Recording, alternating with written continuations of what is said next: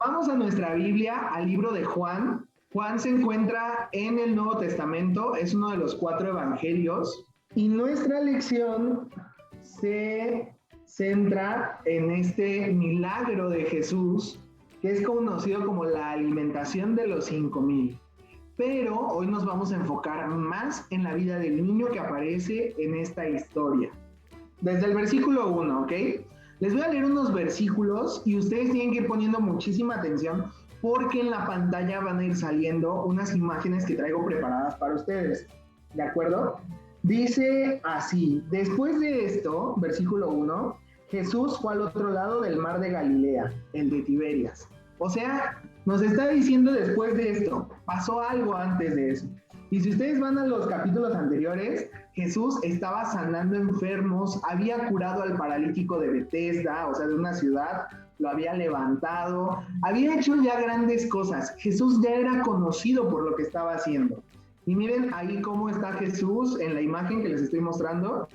Está en una barca y está cruzando el mar, ¿sale? El mar de Tiberias o el mar de Galilea no era tan grande, pero pues sí se cruzaba en barco o en una barca, y Jesús tenía que llegar al otro lado. Y dice el versículo 2, y le seguía una gran multitud porque veían las señales que hacía en los enfermos. Como les decía, ahí está en la imagen, Jesús había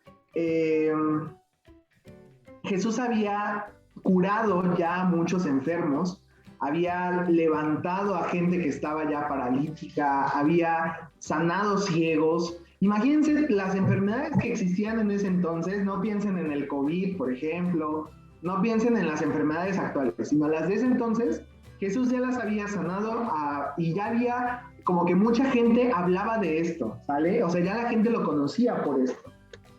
Y dice el siguiente versículo, el versículo 3, entonces subió Jesús a un monte y se sentó allí con sus discípulos.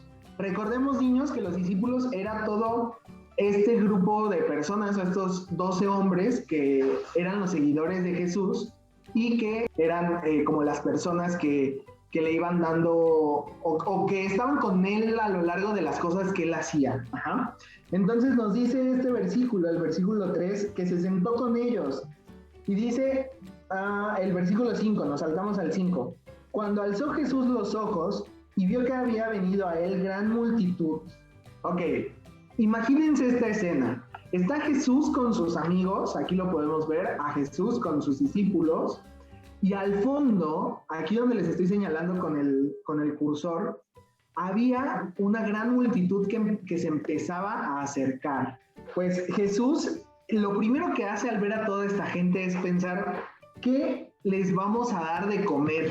¿Por qué habrá pensado eso? ¿Quién sabe? Pero si se dan cuenta, ahí en el versículo 5, le está diciendo Jesús a uno de sus discípulos que se llama Felipe. Dice, ¿de dónde compraremos pan para que coman estos?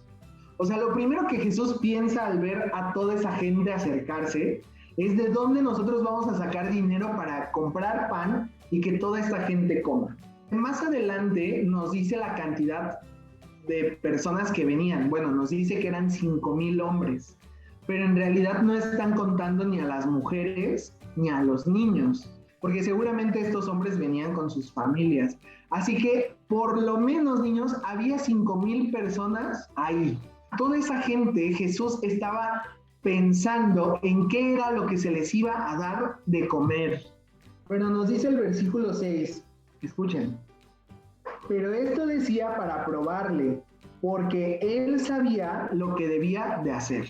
Pero empiezan a buscar soluciones y escuchen la solución que propone Felipe, el versículo 7.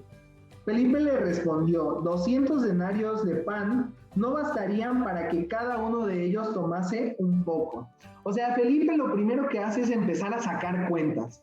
Y le está diciendo a Felipe, ¿sabes qué? Ni con todo este dinero que nosotros tenemos, podríamos comprar pan para que cada uno agarre un poco. O sea, era imposible prácticamente para los ojos de los discípulos el que toda esta gente pudiera ser alimentada. Y vamos al versículo 8. Se acerca Andrés, hermano de Simón Pedro, Ahí vemos que Jesús está hablando con sus discípulos y se acerca Andrés, está con un niño que tenía en ese momento 5 panes de cebada y 2 peces y le dice, pues mira, o sea, encontré a este muchacho, a este chico, a este niño. Él nos está ofreciendo esto. Ustedes niños, a ver, quiero que sean honestos. ¿Creen que con 5 panes y con 2 peces era suficiente para alimentar a más de 5,000 personas? No. No, ¿verdad? Sería imposible. O sea, para los ojos de los discípulos, eso era completamente imposible de hacer. Pero ¿saben qué? Para Jesús no era imposible. El personaje de nuestra historia, si bien es el niño, él es el que vamos a estudiar, pero algo que quiero que vean es que el niño dio todo lo que tenía. Él no dijo, ¿sabes qué, Jesús? Mira, yo aquí en mi canasta traigo 5 panes, pero te puedo ofrecer nada más 2, porque los otros 3 son para mí. Y de los peces nos vamos uno y uno. Tú te quedas uno, yo me quedo otro. El niño no hizo eso. El niño lo que hizo fue entregar todo lo que tenía. Y ¿sabes qué? La Biblia no nos habla más acerca de este niño. No nos dice si su familia era pobre, si su familia era rica, si tenía mamá y papá, o solo papá, o no nos dice tampoco si tenía hermanos, si el niño trabajaba, no nos dice absolutamente nada acerca del niño. Y es bien interesante cómo el niño, a pesar de ser un pequeño que andaba por ahí, entregó absolutamente todo lo que tenía. O sea, los 5 panes y los 2 peces. Y saben que seguramente el niño había ido a trabajar ese día y había juntado eso y lo iba a llevar a su casa. Pero él ve la necesidad y sabe que lo puede poner a disposición de Jesús. Porque les recuerdo que Jesús ya era famoso.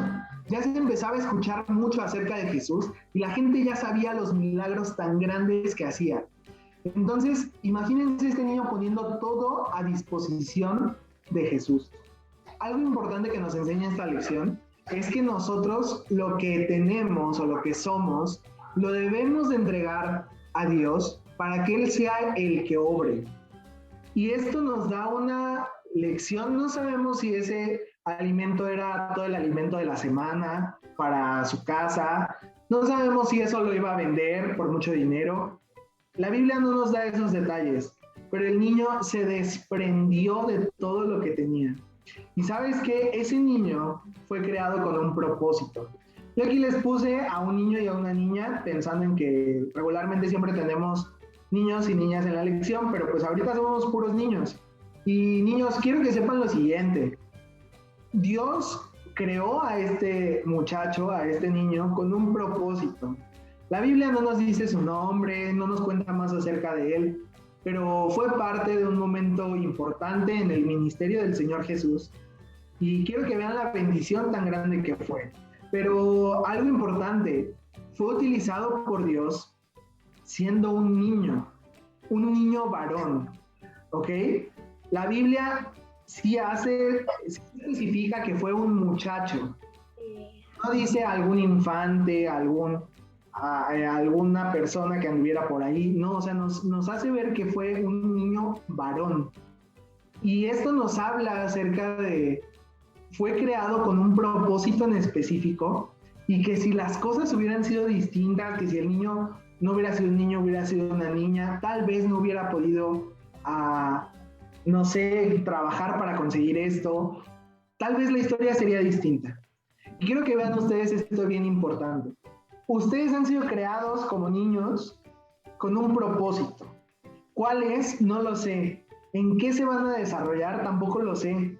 Pero saben, así como el niño entregó todo lo que tenía y lo puso al servicio para Dios, ustedes deben de hacer lo mismo.